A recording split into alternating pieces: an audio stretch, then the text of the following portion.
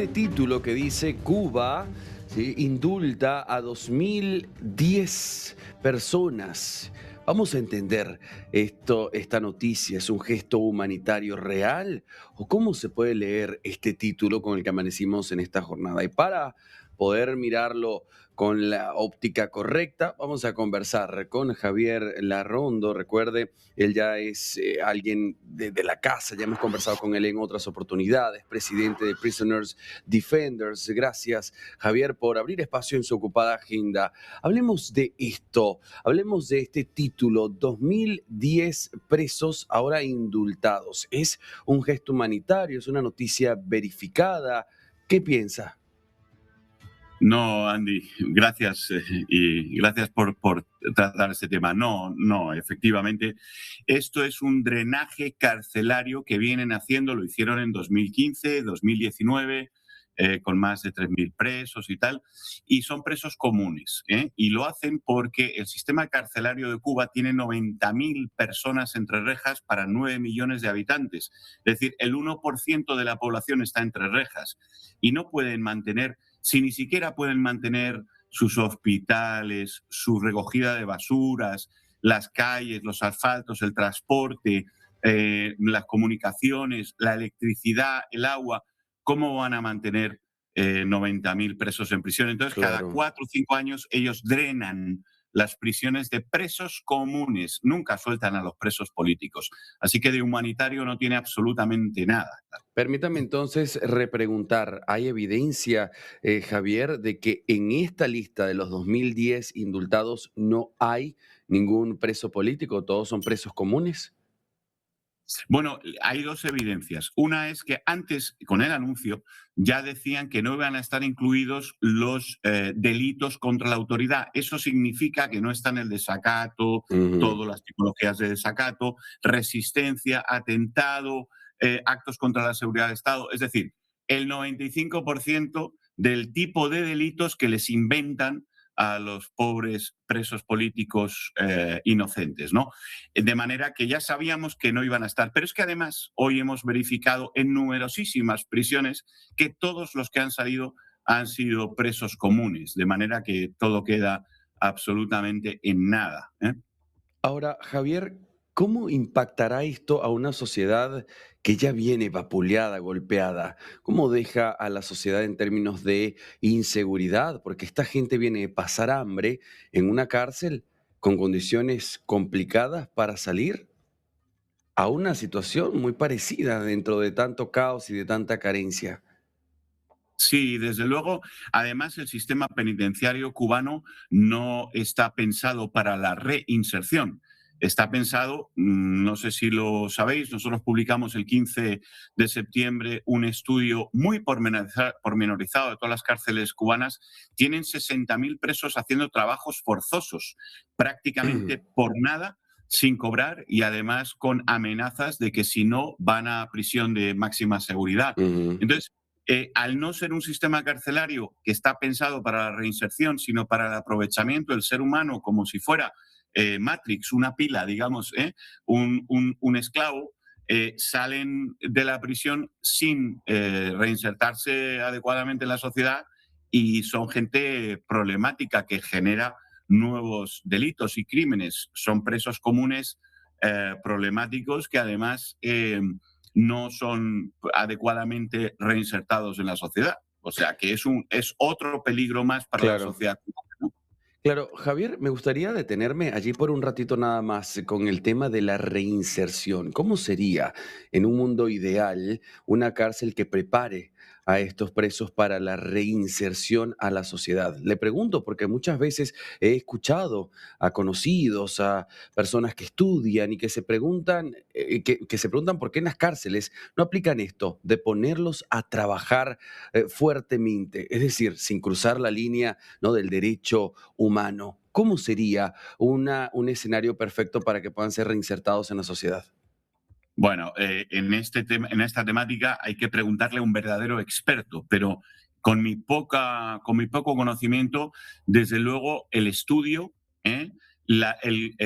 digamos, el ambiente adecuado y no inhumano, Ujú, todo eso ayuda a que la persona reflexione, a que la persona mejore intelectualmente, aumente sus capacidades profesionales y cuando sale a la calle sale con expectativas de poder ganarse la vida de otra manera y además aprendiendo a que en prisión ha sido tratado humanamente y por lo tanto no lleva un resentimiento añadido ujú. al que tenía ya cuando antes de entrar en prisión.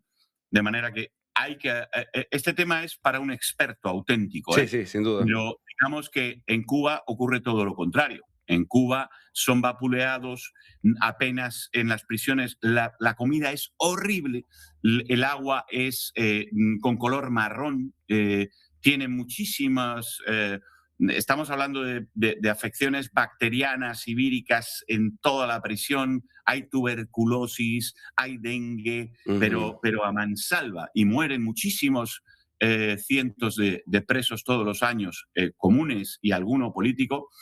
Así que la situación en prisión no ayuda. Y el trabajo forzoso, ¿no? Que les ujú. obligan a realizar de más de 12 horas de trabajo y 14 horas bajo tratamiento inhumano, todo eso generando carbón, que luego se vende, por cierto, en Europa y otros países como si fuera ecológico y lo producen los presos en trabajo forzoso. Los Claro. puros también se producen en las prisiones cubanas bajo trabajo forzoso. 75 puros al día les hacen trabajar todos los días. Eso no ayuda a reinsertar a nadie, evidentemente. Javier, usted mencionaba al inicio de la entrevista 90.000 presos para una población. Reitérame esas cifras, por favor, y le pregunto si estas cifras son actualizadas y verificadas o es un número genérico que estamos brindando. No, no, el World Prison Brief eh, ya destacó y publicó en 2024 que en Cuba existen 90.000 presos. Al mismo tiempo, en 2024 había 9.400.000 habitantes en Cuba. De los 11.400.000 que había, 2 millones más había en 2019. Ujú, Porque han ido hasta ahí, hasta esa época se habían ido 2 millones de personas. Y claro, si lo ponemos esto, lo actualizamos a 2026, estamos hablando de menos población, en torno a 9 millones de habitantes, con 90.000 presos verificados por el World Prison Brief. ujú. Sí. Ahora, Javier, usted mencionaba también que eran estos unos presos comunes, no eran presos políticos. Y le pregunto, ¿no? Por aquellos del 2000, a ver, 2021, 11 de julio de 2021 es la fecha que tengo acá anotada específicamente. ¿Estos entran en los indultos? ¿Se tiene información de ellos? Sí, sí, no, no, ninguno ha salido.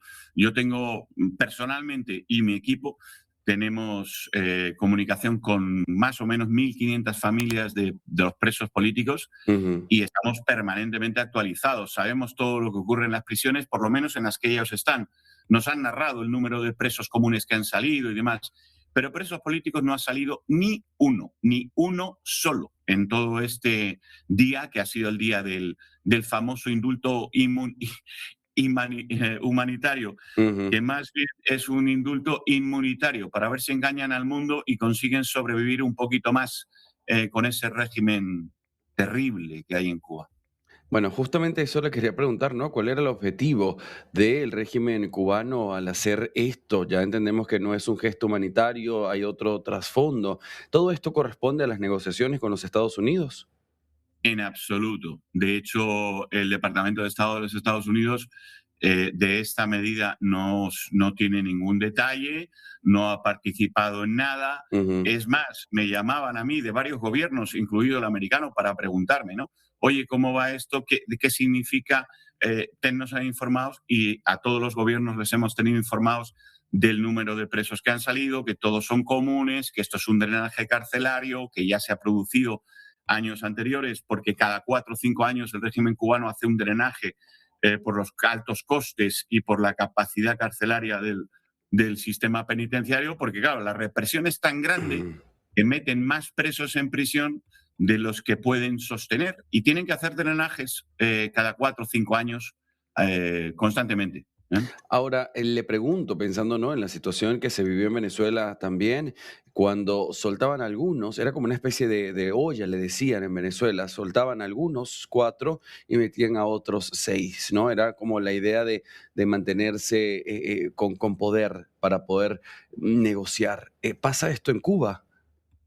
Sí, en Cuba, vamos a ver, la pirámide de represión, la parte más dura de la pirámide de represión son los presos políticos. Ujú, Cuba no puede mantener un número de presos políticos inmenso, ilimitado.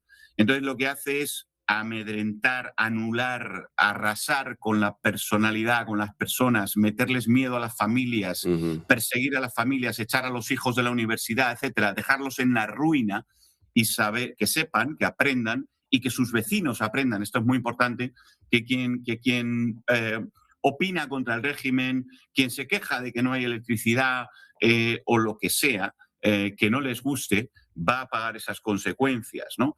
Entonces, realmente el número de presos políticos está aumentando últimamente de una manera alarmante y de presos comunes también, porque la represión está siendo muy superior en Cuba en los últimos 5 años, desde el 11 de julio de 2021, hasta unos límites que el régimen no controla. Para que te hagas una idea, el mes pasado entraron, solo el mes pasado, 28 nuevos presos políticos. En los últimos 12 meses entraron del mes pasado entraron 170. Ahora hay que sumarle otros 30 o 40 de este mes, nuevos presos políticos.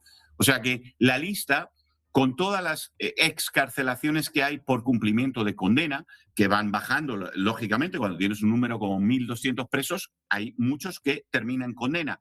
Esos que van saliendo son muy inferiores a los que van entrando y la lista no para de crecer. Esto es una situación que el régimen no es deseable para un régimen totalitario. Ellos quisieran mantener el número de presos políticos contenido, pero no lo pueden contener porque ya solo les queda la represión para mantener el poder. Ya no tienen el apoyo internacional, Ujú. la falsa superioridad ideológica esta que nos has vendido, que nos han vendido, ya ni siquiera su bandera de los médicos cubanos, que se ha demostrado, Naciones Unidas lo ha condenado en 3 veces, 3 ocasiones, el Parlamento Europeo 4 ocasiones, por esclavitud, nada menos, y muchos países lo han condenado por esclavitud. Ya ni siquiera esa bandera les queda en pie porque estaban esquilmando, extrayendo todo de esos médicos, quitándoles el 90% del salario, quitándoles pasaportes, títulos académicos y todo para que no se escapen. Y la ley cubana dice que si dejas de trabajar en la brigada médica no puedes volver a Cuba en 8 años, con lo cual separaban a miles de niños y tal, cosa que ha condenado el Comité de los Derechos del Niño. O sea que todas las palancas de poder del régimen cubano se han ido al traste en los últimos 5, 6, 7 años, todas, y ahora solo les queda la represión militar, con lo cual pues el número de presos políticos sigue creciendo exponencialmente. Es una situación prácticamente de guerra del gobierno contra su pueblo. Es una cosa increíble. Claro. Javier, no le quiero quitar mucho más de su tiempo. Última pregunta, detrás de los números, ¿cuál sería una historia que usted quiera aprovechar ahora de contarnos, de las tantas que tiene que revisar de estos presos? Bueno, cuando hablamos de los presos políticos, hablamos de presos torturados. Hicimos un estudio sobre 181 presos al azar, digamos aleatoriamente, de los presos políticos. Todos tenían más de una tortura, pero es que el 80% tenían 5 tipologías de tortura o más. Y además, tengamos en cuenta que no solamente están los presos políticos, Ujú. también hay una categoría de 11.000 personas dentro de prisión, 11.000 condenados que tienen la condena por desobediencia penal predelictiva. Es decir, que si ellos prevén, dice la ley, que son proclives a cometer delitos en el futuro, un Minority Report, bueno, pues hay 11.000 personas. Imposible monitorizar esa cantidad de población penal por una razón, porque no se consideran presos políticos, porque la predelictiva lleva en Cuba desde los años 70. Es una herencia de la predelictiva de Hitler, la ley antisocial de Hitler, que también la República Española implantó en España y que Franco también la heredó de la República Española y la mantuvo durante años. O sea que es una herencia, y la ley estaba copiada una herencia de la legislación española y alemana de Hitler. O sea que también es importante destacar que hay 11.000 personas que no deberían estar condenadas porque les han condenado por la proclividad a cometer delitos en el futuro sin haberlos cometido ni en tentativa actualmente, ¿no?